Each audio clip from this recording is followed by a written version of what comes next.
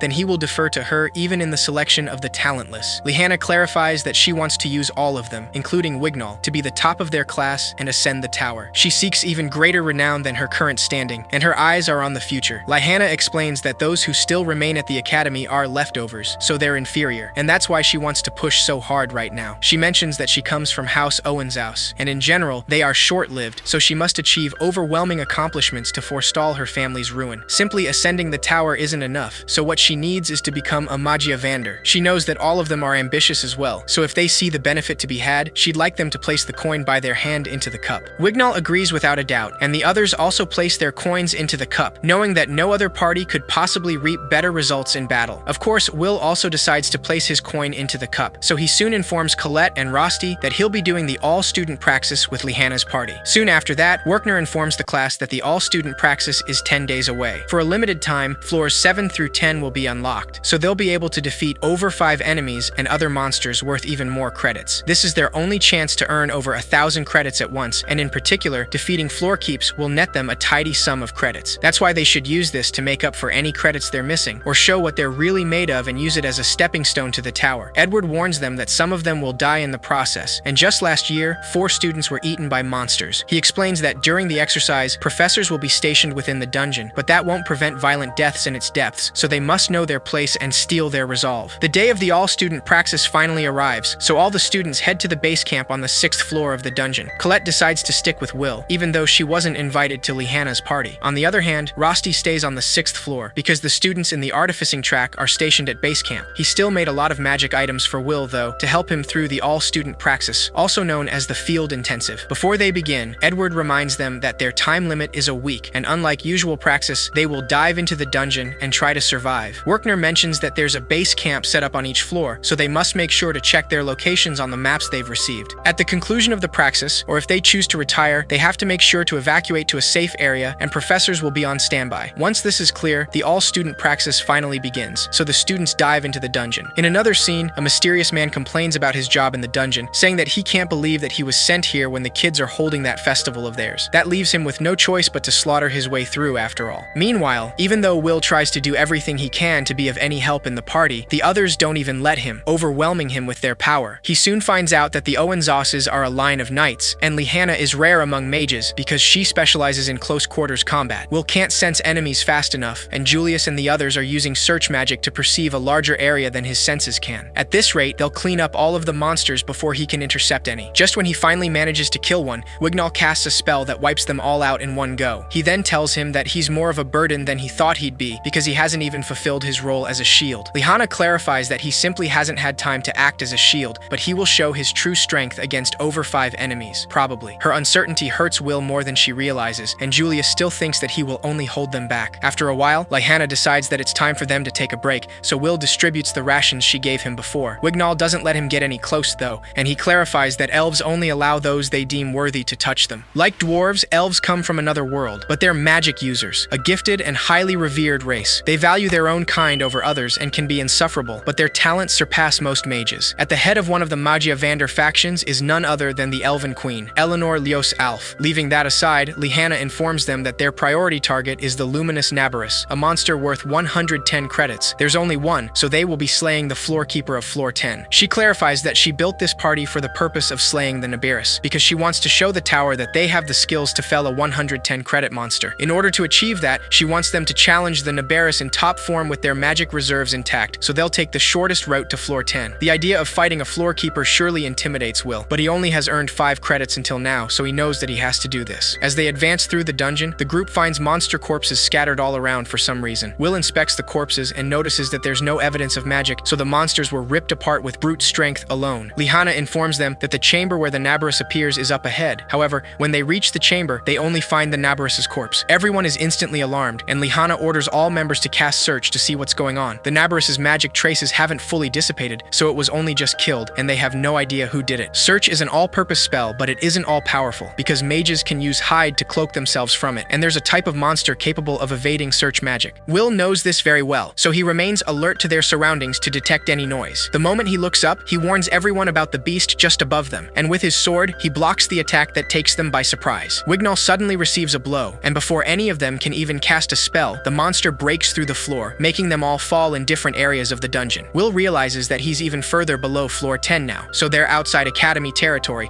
and he's only with Wignall right now. Cyan and Julius fell to floor 11 on their own, and only high mages are allowed to set foot down in such a treacherous place. In addition to this, they were really injured from the fall alone, so the situation couldn't be any worse. Lihana realizes that she's in the Nightmare's Maw, a vast region that stretches all the way to floor 15. The complexity of its structure and strength of its monsters are on another level from all the previous floors. Colette is with her, but they know that if they don't reunite with others, the dungeon will eat them alive. Meanwhile, on floor 8, Professor Eliza Nosferat informs Werkner that a stampede has destroyed their base camp and the other professors have been killed. She doesn't know what killed them, but it looks like something twisted their heads off and all of their handheld masers have been wrecked. They don't know the situation on floor 9 and below, but she'd wager they've fallen into the same chaos. Werkner knows that all of this can't be a coincidence, so it must be some kind of scheme. Edward informs him that the all-student praxis is cancelled because these anomalies are jeopardizing the students and they have to go in right away. Will and Wignall continue advancing through the dungeon, following Kiki's steps. Wignall can't understand how Will can stay so calm under the circumstances, so Will explains that in order to ascend the tower, he has no choice but to take credits by force. He's researched all he can about the dungeon, and he's tried everything he can too. It's not something he's proud of, but he's been stranded on different floors over 100 times, so with that experience, he just knows how to deal with this a little better. Kiki warns them about some monsters ahead, so Will stands on guard, and Wignall takes care of the monster in the back. Will easily slices through the other monsters with his sword, and Wignall is completely blown away by his skills. Another monster suddenly approaches him, so Wignall decides to cast an illusory spell to hide himself, since he doesn't have time to attack. However, Will warns him that that won't work, and Wignall realizes that the monster simply ignored the illusion. He has no way to fight back, so he just screams as the monster is about to kill him. Fortunately, Will takes care of the monster and saves him just in time with only one slash from his sword. He then kindly approaches Wignall to make sure he's okay, and explains that these kind of monsters don't have eyes, so their sense of smell is extremely developed to compensate, and illusions won't work on them. Wignall can do nothing but just laugh and speak with self-deprecation, saying that he's the only one still at the academy after 6 years. The other elves, without exception, have all ascended the tower, so they told him that he's talentless and a disgrace to their kind. The reason is his illusion magic, because it's actually meant to give illusions physical form, but he produces immaterial phantasms, so they can't actually defeat an enemy. Even if he's one of the top 3, Lihana was right to say that those who still remain at the academy are leftovers, so they're inferior. The first one to teach him despair over his inferiority was a milk sibling he was raised alongside in his homeland, the pride of their people, their exalted queen. Eleanor and him grew up together, and he held a deep affection for her, but she's a mighty high elf, one powerful enough to create Kingswood. She became a Magia Vander, and he, in order to reach her, continued to work his hardest on his own, but he's nothing more than a laggard. He desperately tried to hide his own inadequacies, but he's a disgrace of an elf. To his surprise, Will only smiles and tells him that he's always felt like they had something in common. He tries to reassure him, saying that he's an amazing elf, so he'll protect him until he can stand again. Having no other choice, Wignall continues advancing through the dungeon, but he's shocked to see Will defeating over 5 monsters in a flash over and over again like they're nothing. However, to make things even worse, the dungeon suddenly gives birth to a dangerous monster, a deathly Taurus Navaldi. Will immediately uses one of Rosty's magic items and runs with Wignall as fast as he can to evade the explosion. The other monsters around are Balkars, a special type specific to this floor, a variety of notorious monster, worth 11 credits. Physical attacks do nothing against their flaming bodies, and they're also strongly resistant to magic. The only thing effective against them is elven illusion magic, so Will asks Wignall to lend him his strength. Despite the critical situation, Wignall starts crying out of frustration and reminds him that his magic is defective, so he will get it wrong for sure. However, However, Will tells him that they're not geniuses, so if they don't make mistakes, they'll never move forward. He also reminds him that the two of them share a dream, so he won't die because he's going to the tower where Elfaria is waiting. Will doesn't waste any time and starts fighting the Balkars, but his sword isn't having any effect. Wignall tries to help him, but even though his illusion magic doesn't work, Will steps in the way with Kiki to defend him, saying that he has to keep trying. Will assures him that all that effort he's put in until now hasn't been for nothing, and he believes in him. Those words really have an impact on Wignall, because until now, no one ever has believed in him. Will's trust is the one thing he can never betray, so he decides to give it his all, because he'll never give up on Eleanor. For the very first time, Wignall's illusion magic takes a physical form, defeating all the Balkars at once. To Will's surprise, Wignall kneels before him to apologize for his prior rudeness, and tells him that he's now a warrior worthy of his respect. Later, thanks to a special map and Kiki's sense of smell, Will and Wignall advance through the dungeon, though it's been 16 hours since they fell to floor 11. They finally reunite with Cyan and Julius, but Colette and Lehanna don't have the same luck, and they find Professor Bruno instead, who's supposed to be dead. His head suddenly falls, letting them see Headless, an enemy who works with the other assassin, Marze.